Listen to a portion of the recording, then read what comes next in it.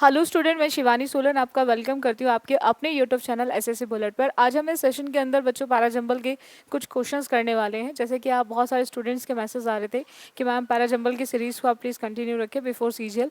तो डेफिनेटली मैं आपको बहुत सारे क्वेश्चंस कराने वाली हूँ बिफोर सीजीएल, आपके पैराजंबल के क्वेश्चन। पैराजंबल की बात करें बच्चों, बहुत ही इंपॉर्टेंट क्वेश्चन है, हर एग्जाम के अंदर आता है, चाहे कोई भी प्री का हो या फिर मेंस का हो। चाहे आप सीजीएल की बात करें, सीएचएसएल की बात करें, एमटीएस की बात करें या फिर सीपीओ की बात करें, हर एग्जाम के अंदर पैराजंबल का क्वेश्चन जरूर पूछा जाता है। इसके अलावा अगर आप वनडे एग्जाम एनडीए सीडीएस देना चाहते हैं तो उसके अंदर भी पैराजंबल का क्वेश्चन हमेशा आता है। अब देखो पॉइंट क्या आता है बच्चों, पैराजंबल के क्वेश्चंस को करने के लिए कुछ पॉइंट्स होते हैं, बहुत इंपॉर्टेंट होते हैं, किस तरह से क्वेश्चंस को करना है।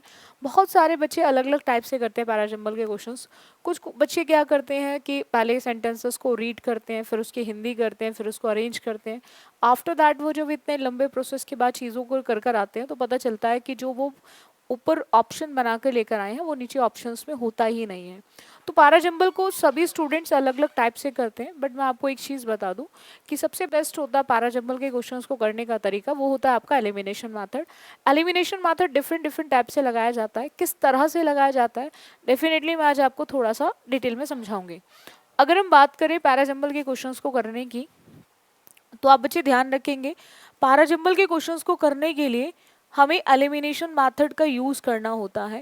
पैराजंबल के क्वेश्चंस को करने के लिए हमें एलिमिनेशन मेथड का यूज़ करना होता है। एलिमिनेशन मेथड में क्या करते हैं बच्चों, हमें सीधा ऑप्शंस पर आना होता है। हमें क्वेश्चंस में सेंटेंसेस को रीड करने की ज़रूरत नहीं है, हम डायरेक्ट क्वेश्चंस के ऑप्शंस को देखेंगे। ऑप्शंस के अंदर आपको सबसे पहले टाइप ऑफ ऑप्शन देखना है। देखो 4 टाइप्स के ऑप्शन आते हैं। टाइप 1 कि जब आपको 2 ऑप्शन सेम अल्फ़ाबेट से स्टार्ट मिले। अब बहुत बार ऐसा होता है कि 2 ए से स्टार्ट है और 2 बी से स्टार्ट है, या 2 बी से स्टार्ट है 2 सी से स्टार्ट है, या फिर 2 सी से स्टार्ट है 2 डी से स्टार्ट है। टाइप 2 जब आपको 3 सेम अल्फ़ाबेट से स्टार्ट मिले, 3 ऑप्शन सेम अल्फ़ाबेट से स्टार्ट मिले, ए ए ए और बी। और टाइप 3 जब आपको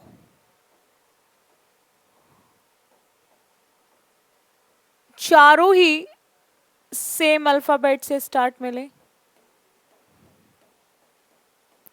और एक आता है आपका टाइप 4। टाइप 4 जब आपको चारों ही डिफरेंट अल्फ़ाबेट से स्टार्ट मिले, ठीक है, A B C and D. ये 4 टाइप्स के ऑप्शंस आपके एग्जाम में मिलेंगे आपको। आपको सबसे पहले ये चेक करना है कि कौन सा टाइप आपके एग्जाम में दिया हुआ है, क्योंकि उसी टाइप को देखकर आप एलिमिनेशन मेथड का यूज करेंगे। मैं ये टाइप सिखाऊंगी आपको विद एग्जाम्पल, एक प्रीवियस क्वेश्चन के साथ। जैसे कि अगर हम बात करें फर्स्ट नंबर क्वेश्चन में, ये आपके सीएचएसएल का क्वेश्चन है बच्चों, जो 11/8/2021 में आपके एग्जाम में पूछा गया है। सबसे पहला पॉइंट ये आता है बच्चों, सबसे पहले हमें टाइप ऑफ ऑप्शन देखना है, कौन सा टाइप है। हमने क्या देखा, 2 सेम अल्फाबेट से स्टार्ट है बी से, एक सेकेंड ऑप्शन और एक आपका फोर्थ ऑप्शन, दोनों ही आपके बी से स्टार्ट है। तो सबसे पहले जो सेम अल्फाबेट से स्टार्ट है, सबसे पहले आप उन ऑप्शन को देखेंगे और तब तक आप ये समझेंगे 2 ऑप्शन है ही नहीं। अगर बी फर्स्ट सेंटेंस होता है तो आपके लिए इजी हो गया, 2 ऑप्शन खत्म हो गए, 2 में से आंसर निकालना है। और अगर फर्स्ट सेंटेंस बी नहीं होता देन तब भी आपके लिए इजी है, क्योंकि अगेन 2 ऑप्शन खत्म हो गए, 2 में से आंसर चूज करना है। तो यानी कि पॉइंट क्या है, एलिमिनेशन का ये बेनिफिट होता है कि आपका टाइम बच जाता है और आपका टाइम और एनर्जी दोनों बचती है, ठीक है। टाइम वेस्ट भी नहीं करना, एनर्जी भी नहीं लगानी। अब देखो यहाँ पे बी फर्स्ट सेंटेंस है या नहीं, तो इसके लिए आपको कुछ पॉइंट्स को जरूर ध्यान रखना है। अगर हम कभी भी पैराग्राफ की बात करते हैं तो पैराग्राफ एक इंट्रोडक्शन से स्टार्ट होता है। हम कभी भी पैराग्राफ की स्टार्टिंग ही शी इट यानी कि किसी प्रोनाउन से, किसी एडजेक्टिव से, किसी एडवर्ब से हम कभी भी नहीं करते। डेफिनेटली फर्स्ट ऑफ ऑल हमें इंट्रोड्यूस करना पड़ेगा हम किसके बारे में बात कर रहे हैं। आफ्टर दैट हम उसके बारे में डिस्कस करना शुरू करेंगे। अगर मैं बात करूं यहाँ पर बी की, तो बी में बोला as games chess and basketball are obviously different from leapfrog and playing house. हमें क्लियर हो गया कि यहाँ पे फर्स्ट सेंटेंस में डेफिनेटली हम दो गेम्स की बात कर रहे हैं और दोनों गेम्स हमारे बी वाले सेंटेंस में दिए हुए हैं। अब यहाँ से हमें ये क्लियर हो गया कि बी हमारा फर्स्ट सेंटेंस होगा, बी हमारा फर्स्ट सेंटेंस होगा। और अगर बी हमारा फर्स्ट सेंटेंस होगा so we can easily eliminate first and third option. हम आसानी से पहले और तीसरे ऑप्शन को कट कर सकते हैं, एलिमिनेट कर सकते हैं। अब हमें बस दो चीजें चेक करनी है कि बी के बाद सी या फिर बी के बाद डी, बी के बाद सी या फिर बी के बाद डी। अब यहां पर हम दो गेम्स की बात करें, एक चेस की और एक आपके बास्केटबॉल की। अब दो गेम्स की बात हो रही है कि दोनों ही डिफरेंट हैं, ठीक है, दोनों ही अलग हैं। अब हम बात कर रहे हैं डी में, the first two games are competitive, the second two are not. अब किससे अलग है वो? Leapfrog and playing house से। और अगर सी की बात करें, सी में बोला one can win a game of basketball but it makes no sense. हम जब दो गेम्स की बात करें कि दोनों गेम्स इन दोनों से अलग हैं, तो डेफिनेटली इन दोनों से अलग है। क्यों अलग है? फर्स्ट टू कौन से हैं, सेकंड कौन से हैं? तो हमें क्लियर हो गया कि बी के बाद सी नहीं, बी के बाद डी आएगा। अब यही से हमारा आंसर ऑप्शन निकल सकता है, that is fourth. Fourth is the correct answer option. अब आप चाहो तो इसको पूरा रीड करके देख लो। The first two games are competitive, the second two are not. पहले दो में कॉम्पिटिशन होता है और दूसरे दो में नहीं होता।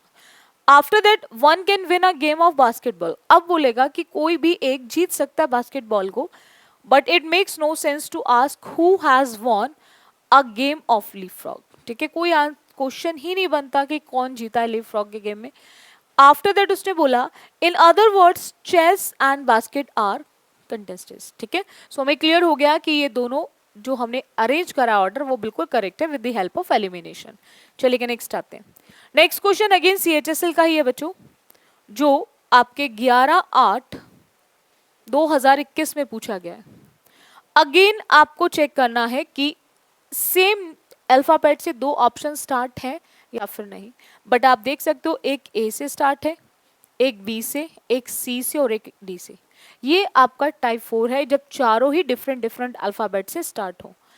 ऐसे क्वेश्चंस को करना ज़्यादा इजी इसीलिए होता है, ऐसे क्वेश्चंस को करना ज़्यादा इजी इसीलिए होता है क्योंकि यहाँ पे हमें केवल फर्स्ट वर्ड को चेक करना है।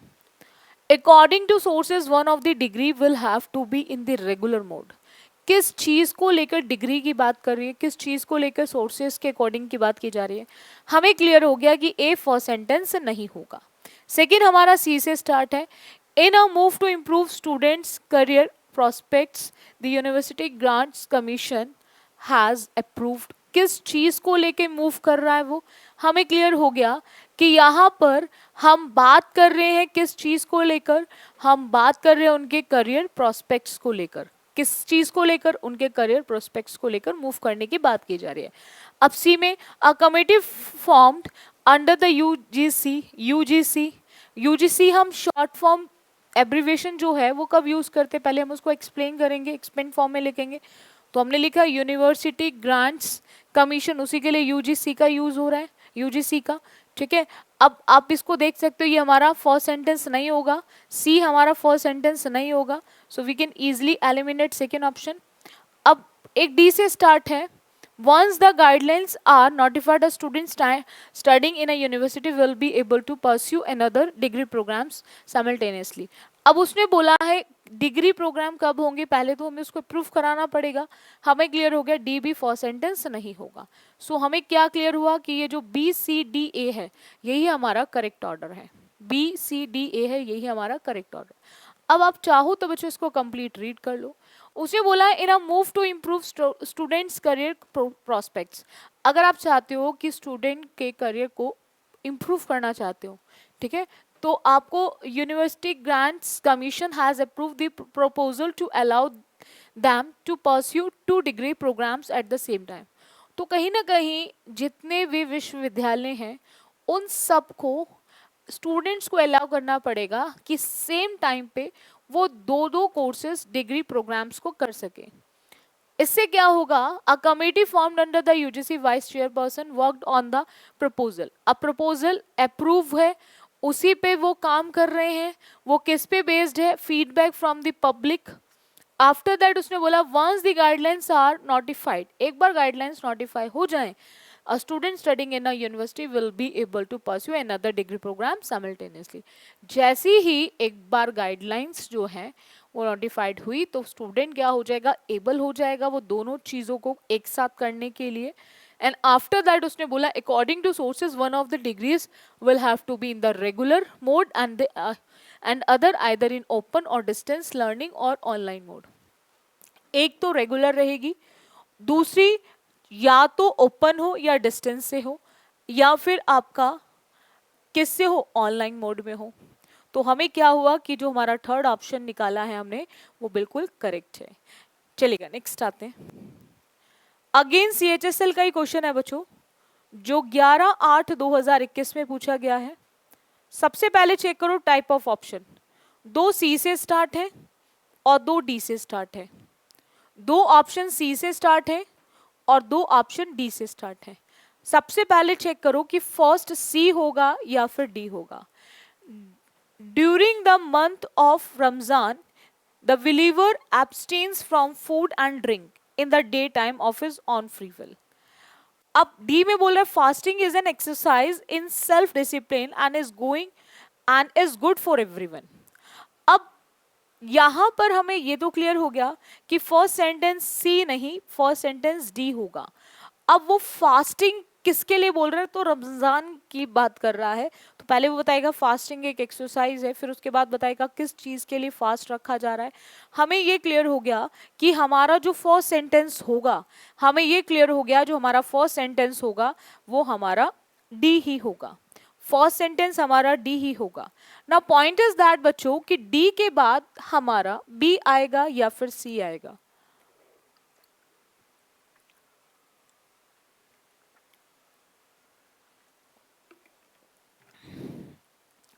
डी के बाद सी आएगा या फिर डी के बाद बी आएगा।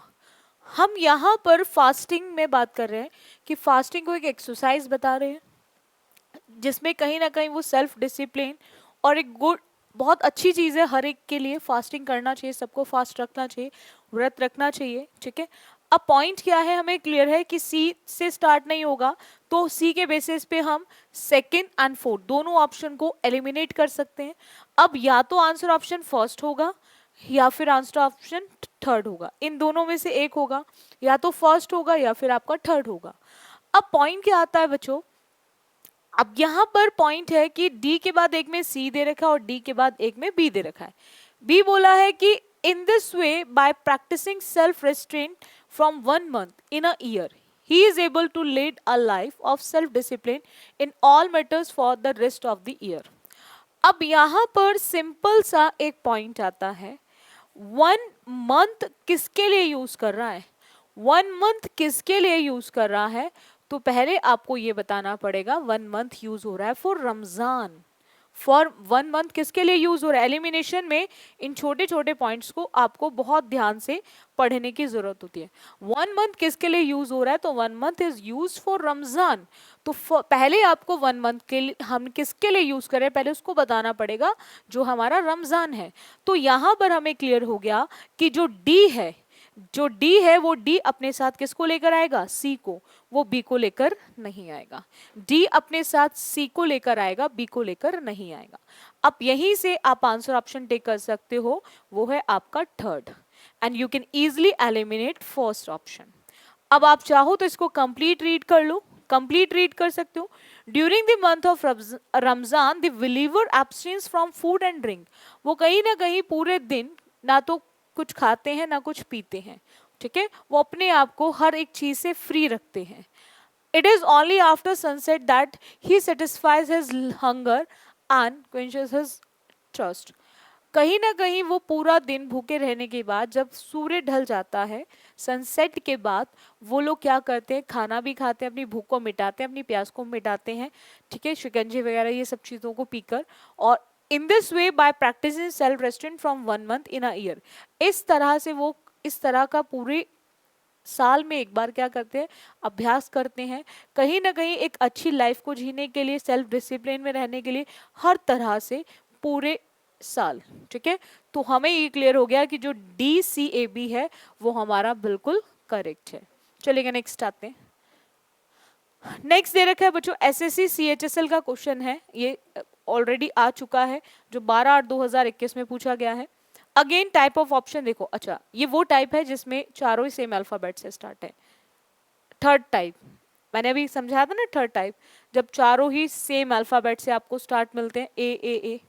ठीक है, अब यहाँ पर हमें क्लियर हो गया कि फर्स्ट सेंटेंस तो डेफिनेटली A ही होगा। ठीक है, अब हमें फर्स्ट सेंटेंस को देखने की जरूरत नहीं है, बस थोड़ा बहुत देखेंगे कि हम बात कर रहे हैं claims to have built a world record breaking bonfire. ठीक है, कहीं ना कहीं उसने वर्ल्ड का एक रिकॉर्ड करा है चीजों को, किसको लेकर, ब्रेकिंग बॉनफायर को लेकर। अब हमें देखना है कि दो में तो बी दे रखा है ए के बाद, और एक में डी और एक में सी, तो ऐसे केस में आपको सेकेंड वाले सेंटेंस को देखना पड़ेगा कि ए के बाद बी होगा, डी होगा या सी होगा। हम यहां पर बात कर रहे हैं वर्ल्ड रिकॉर्ड ब्रेकिंग बॉनफायर की, तो बॉनफायर का relation structure took 3 months to build but collapsed in less than half an hour last Saturday evening. हमें क्लियर हो गया कि यहाँ पे बॉनफायर की बात हो रही है, तो बॉनफायर का मतलब यहाँ पे स्ट्रक्चर से तो नहीं होगा, तो आफ्टर ए बी तो नहीं आएगा। सी में बोला है कि embers from the big fire, वो अंगारे निकलते हैं ना आग में से, उसके लिए हम यूज करते हैं, इसको अंगारे बोलते हैं। From the big fire fell into nearby market, but हम यहाँ पर आग की बात नहीं कर रहे हैं, तो यहाँ पर क्लियर हो गया कि हमारा ए के बाद सी भी नहीं होगा, तो बचता क्या हमारा डी। तो डी के बेसिस पे आप चाहो तो इस ऑप्शन को टिक कर सकते हो। ठीक है, सो इस ऑप्शन को आप टिक कर सकते हो, ए के बाद डी आएगा। अब you can easily eliminate B के बेसिस पे first two option and C के बेसिस पे फोर्थ ऑप्शन। अब आप चाहो तो इसको कंप्लीट रीड कर लो। According to the organisers the fire reached as high as 60 metres. ठीक है, 60 मीटर्स के बाद उसने बोला the structure took 3 months to build but collapsed in less than half an hour last Saturday evening. वो structure को बनने में, कहीं ना कहीं वो स्ट्रक्चर बनने में 3 months लगते हैं उसको बनाने में, लेकिन टूटने में, तहस नहस होने में उसको हाफ एन आवर से भी कम टाइम लगता है। लास्ट सैटरडे इवनिंग में कम टाइम लगा था, और यही चीज है कि embers from the big fire fell into nearby market traders but local fire crews were on hand to make sure that everyone was safe. जो बाकी एरियाज में जो लोग थे वो ये चेक करने के लिए थे कि सब लोग सेफ है या फिर नहीं। तो हमें क्लियर हो गया कि ADBC is a correct answer. चलेगा नेक्स्ट आते हैं।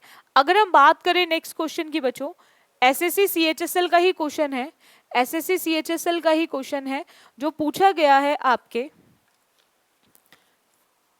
12/8/2021 में। 12/8/2021 में पूछा गया है CHSL का ही क्वेश्चन। सबसे पहले आप चेक करो टाइप ऑफ ऑप्शन, तो दो ऑप्शन आपके बी से स्टार्ट है। सबसे पहले आपको ये चेक करना है कि बी फर्स्ट सेंटेंस होगा या फिर नहीं होगा। तो आप देखो यहाँ पे हम बात कर रहे हैं एक elephant was 5 months old when he was given to me, तो हमें क्लियर हो गया फर्स्ट सेंटेंस तो डेफिनेटली बी ही होगा। So we can easily eliminate option first A के बेसिस पे, ऑप्शन सेकंड डी के बेसिस पे। अब फर्स्ट सेंटेंस हमारा बी होगा और दोनों में बी दे रखा है। अब बस चेक करना है कि बी के बाद सी या फिर बी के बाद डी। हम यहाँ पर बात कर रहे हैं कि when he was given to me to take care of, जब वो मुझे एलिफेंट दिया गया था तो वो कितने मंथ्स का था, ओनली 5 months का। ठीक है, और सी में दे रखा है we grew together that is probably why I never found just how tall he was. I was 9 years old and I could reach his back if I stood on tiptoe। अब point क्या आता है कि यहाँ पर जब वो 5 months का था तो डेफिनेटली जैसे आप किसी को भी एक्सप्लेन करते हो, जैसे आप किसी को भी एक्सप्लेन करते हो अपने बारे में कि जब कोई चीज़ आपको मिलती, अच्छा जब वो इतने साल का था तो मैं इतने साल का था, स्टोरी इसी तरह से बताई जाती है। तो जब आप किसी की एज बताते हो तो उसके साथ आप अपनी भी एज भी बताते हो, तो आपको यहाँ पे कहीं ना कहीं इसका कनेक्शन समझ आ गया। एलिफेंट 5 मंथ्स का था और जिसको वो दिया गया था टेक केयर करने के लिए वो कितने साल का था? Only 9 years old। 9 years old हमें क्लियर हो गया। जब उसकी एज है तो उसकी एज भी आएगी, और जब उसकी एज है तो उसकी एज भी आएगी, तो बी के बाद हमें क्लियर है डी आएगा, सी का यूज नहीं होगा। क्योंकि सी का यूज तब होगा जब हम बात करेंगे कि वहां पर हम किस तरह से एक्सप्लेन करेंगे। I was 9 years old and could reach his back if I stood on tiptoe. मैं उसके पहुंच जाता था और he seem to remain that high. पहुंचने के बाद भी वो मेरे से बहुत ऊंचा दिखाई देता था, ठीक है, नियर बाय 2 years। और फिर वी ग्रू टुगेदर, हम दोनों एक साथ बड़े हुए, and that is probably why I never found just how tall he was. इसी वजह से मुझे नहीं मैं पहचान पाया कि वो कितना टॉल है। तो यहाँ पर हमें क्लियर हो गया कि हमने जो बी डी ए सी निकाला है वो बिल्कुल करेक्ट है। So we can easily eliminate fourth option also. हम फोर्थ ऑप्शन को भी एलिमिनेट कर सकते हैं। चलेगा, नेक्स्ट आते हैं। अगेन CHSL का ही क्वेश्चन है जो 12/8/2021 में पूछा गया है। देखो बच्चों, एलिमिनेशन लगाने के लिए सबसे बेस्ट, मैं आपसे हमेशा कहती हूँ, एलिमिनेशन लगाने के लिए सबसे बेस्ट होता है आप ऑप्शंस को डेफिनेटली रीड किया करो। डेफिनेटली रीड किया करो, वो सबसे बेस्ट है। क्योंकि अगर आप ऑप्शंस को ठीक से रीड करते हो then it will be very good for you, आपके लिए बहुत अच्छा है। हर एक पॉइंट को पढ़ा करो, एलिमिनेशन लगाते हुए थोड़े थोड़े पॉइंट्स को चेक करते रहा करो। अब देखो अगेन सबसे पहले टाइप ऑफ ऑप्शन देखो, दो सेम अल्फाबेट से स्टार्ट है, वो अल्फाबेट है आपका बी, यानी कि दो बी से स्टार्ट है। अब सबसे पहले चेक करो बी फर्स्ट सेंटेंस होगा या फिर नहीं होगा। अब यहाँ पर बात कर रहे हैं बी में, हम एक पर्सन की बात कर, refund by is a hilarious play about a student name, ठीक है।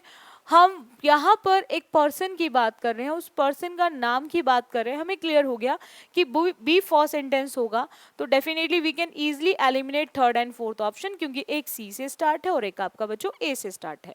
अब पॉइंट आता है कि बी के बाद ए होगा या फिर बी के बाद सी होगा। अब देखो यहाँ पर हम बात कर रहे हैं एक प्ले की, एक स्टूडेंट के बारे में, ठीक है। अब उसके बाद सी में हमें क्या दे रखा है, how the situation changes when the mathematics teacher ask him to calculate the total amount. अब अगर रिफंड की बात हो रही है तो रिफंड का डेफिनेटली रिलेशन किससे होगा, returns to his school, returns से होगा। तो रिफंड का रिलेशन किससे होगा, रिटर्न से। हमें क्लियर हो गया कि बी के बाद ए आएगा, बी के बाद सी का यूज नहीं होगा। आप चाहो तो इसके बेसिस पे भी ऑप्शन टिक कर सकते हो, दैट इज सेकेंड। अब इसको आप पूरा कंप्लीट रीड कर लो, ask for a refund of his tuition fee and after that he further declares that he had learn nothing at school in all the years. जब उसको रिफंड करने के लिए बोला गया तो उसने ये डिक्लेयर करा कि उसने स्कूल में पूरे इतने सालों में उसने कुछ भी नहीं सीखा, कुछ भी नहीं सीखा। हावर इस प्रकार से सिचुएशन चेंज हुई when the mathematic teacher asked him to calculate the total amount. Situation तब चेंज हुई जब मैथमेटिक टीचर ने उससे टोटल अमाउंट के बारे में पूछा। तो यहाँ पर क्लियर हो गया कि जो BADC है वो बिल्कुल हमारा करेक्ट ऑर्डर है। चलेगा, नेक्स्ट आते हैं। CHSL का ही क्वेश्चन है बच्चों जो 12/8/2021 में पूछा गया है। मैं आप स्टूडेंट से हमेशा कहती हूँ बैक टू बैक एग्जाम्स है, लग के तैयारी करो, ठीक है। और जो भी चीज़ें की रिक्वायरमेंट आपको होती है डेफिनेटली आप भेज दिया करो एनी टाइम, ठीक है। आप मैसेज कर सकते हो, आपको कभी भी मना नहीं किया गया है। बहुत जल्द SSC बुलेट आप पर आपके बैच स्टार्ट होने वाला, ऑनलाइन भी स्टार्ट होने वाला बैच, तो आप बच्चे कनेक्ट रहें, ठीक है। क्योंकि बहुत सारे स्टूडेंट के मैसेजेस आ रहे हैं क्लास के लिए, ऑनलाइन क्लासेस के लिए, तो बहुत जल्दी स्टार्ट होने वाली ऐप पर, आपके SSC बुलेट ऐप पर आपकी बहुत जल्दी से ऑनलाइन क्लासेस भी स्टार्ट होने वाली हैं।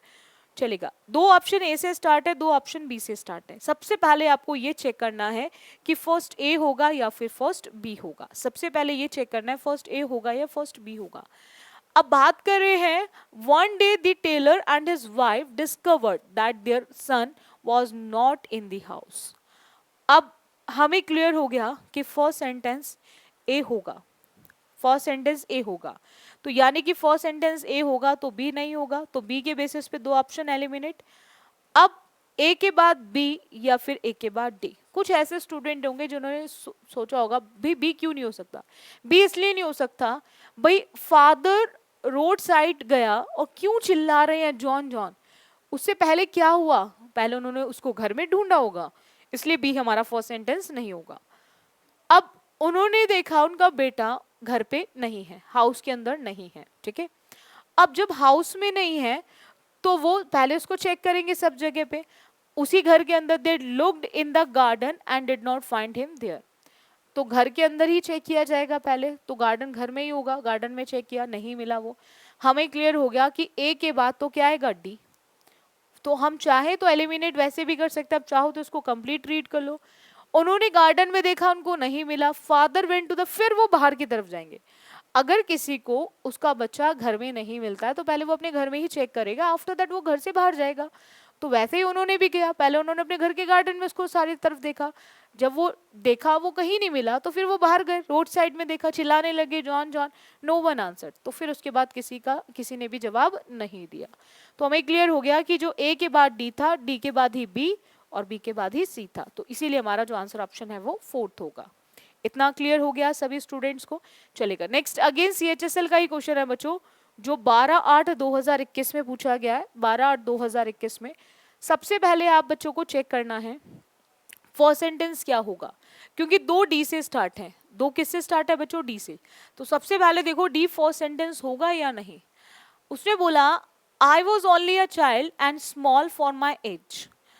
अच्छा ठीक है, अब दो डी से एक C, he was about 40 years old, hard face and fires. अब क्लियर कौन ही, अब यहां से क्लियर हो गया सी फर्स्ट सेंटेंस नहीं होगा।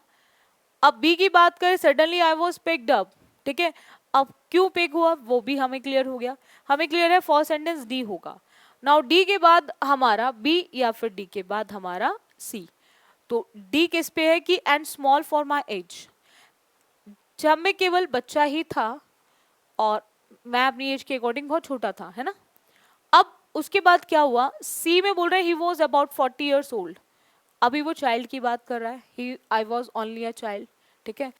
अब वो 40 years की तो बात नहीं करेगा, डी के बाद सी तो नहीं आ सकता, तो डी के बाद क्या आएगा, डेफिनेटली बी। तो उसी के बेसिस पे आप आंसर ऑप्शन टिक कर सकते हो कि suddenly I was picked up, ठीक है, through the air and made to set on a tombstone.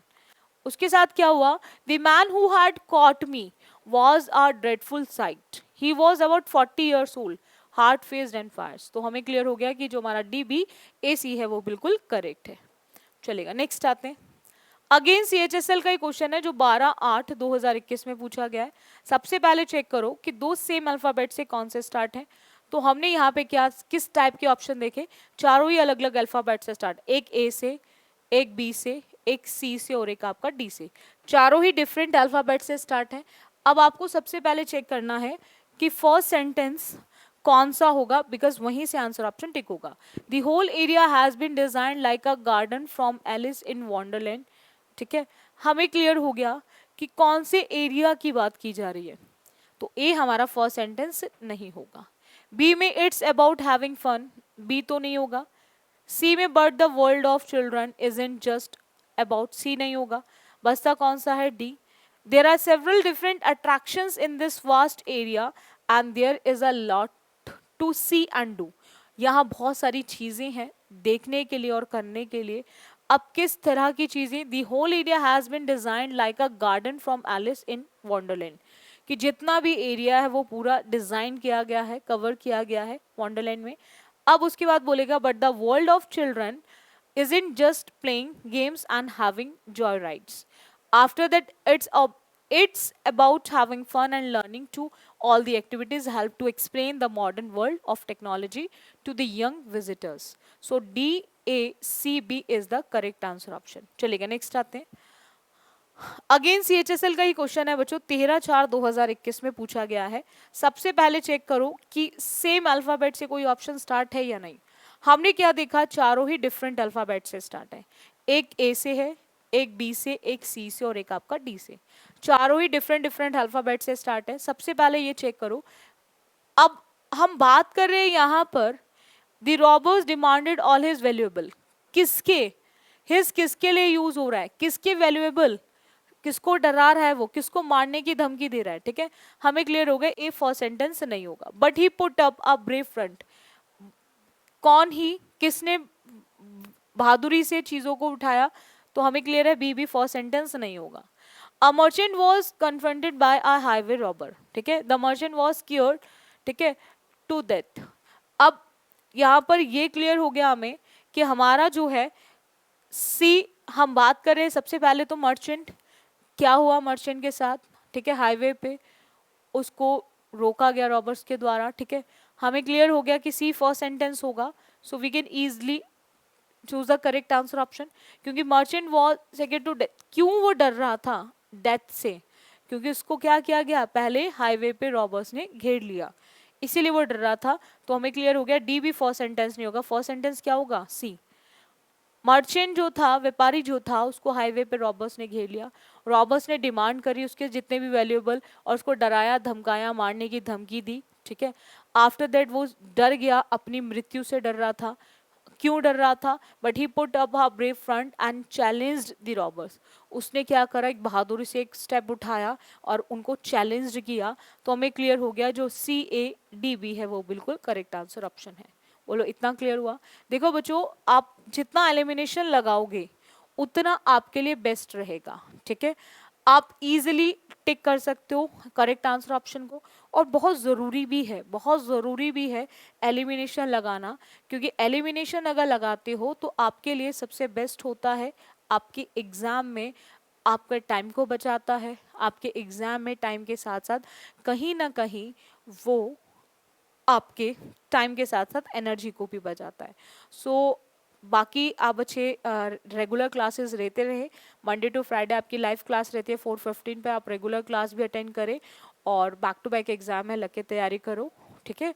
और जितने भी स्टूडेंट्स ने अभी तक डाउनलोड ना किया हो, ठीक है, जितने भी स्टूडेंट्स ने अभी तक सब्सक्राइब ना किया हो, तो वो सभी बच्चे ज़रूर सब्सक्राइब कर ले।